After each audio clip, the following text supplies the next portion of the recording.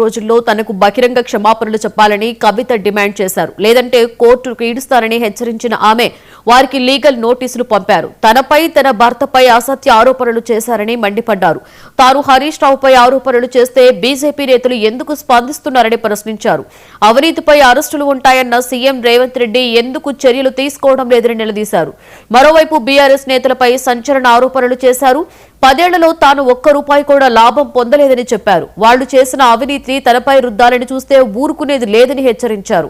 తాను ఏదో ఒకరోజు సీఎం అవుతానని 2014 నుండి రాష్ట్రంలో జరిగిన అన్ని విషయాలపై విచారణ జరిపిస్తారని అన్నారు. ప్రయత్నాలు చేస్తున్నటువంటి గుంటనక్కలందరూ కూడా నేను చెప్తా ఉన్నా, నేను ఇంకా మీ చిట్టా విప్పడం ప్రారంభించలేదు. ఓన్లీ టాస్ వేసిన అంతే. ఆ టాస్కే ఇంత భయపడితే ఎట్లా మీరు? ముంగటి ఇంకా టెస్ట్ మ్యాచ్ ఉంది మామూలుగా అనుకుంటారే ఇది కథ. జస్ట్ టాసే. ఇప్పటికే గెలిచినాం ఆల్రెడీ మేము జాగ్రత్తలు. ఎందుకు భయపడుతున్నారు మీరు ఇంతగా? ఏమన్నాడు నా భర్త? మీరు అధికారంలో ఉన్న 10 ఏళ్లలో ఎన్నడన్నా వచ్చి మిమ్మల్ని ఒక పని అడిగినామా? మేము ఎక్కడన్నా ఎప్పుడన్నా ఒక ఫేవర్ అడిగినామా మిమ్మల్ని? ఒక్క విషయంలో అన్నా అవుట్ ఆఫ్ ద వే పోయి ఏ ఒక్క మంత్రితోని గాని, కేసీఆర్ గారితో గాని, కేటీఆర్ గారితో గాని, హరీష్ రావు గారితో గాని, నా భర్త గాని, నేను గాని ఏమన్నా ఫేవర్ తీసుకుని ఉంటే చెప్పండి, దమ్ముంటే చెప్పండి.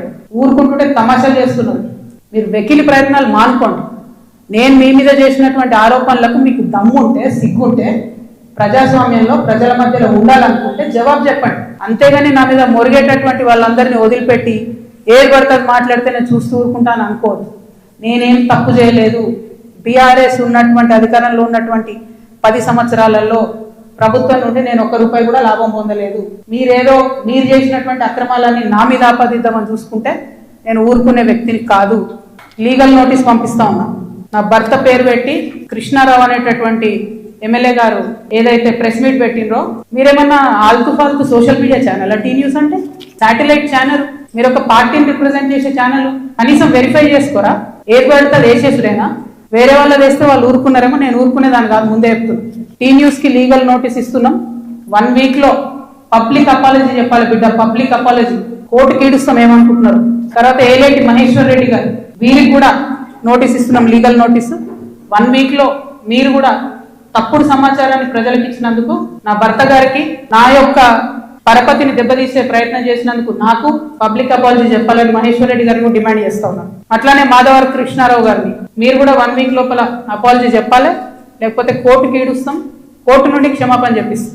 ఏమి కాకపోతే నాకెప్పుడో ఒకసారి టైం వస్తుంది. దేవుడి దయవుంటే నేను ముఖ్యమంత్రి అయితే కదా ఒకనాడు. ఆనాడు మాత్రం 2014 తెలంగాణ వచ్చినప్పటి నుండి ఇప్పటి వరకు అన్ని అన్యాయాల మీద నేను మాత్రం ఆరాధిస్తాను. ఈ వెకిలి ప్రయత్నాలు చేస్తున్నటువంటి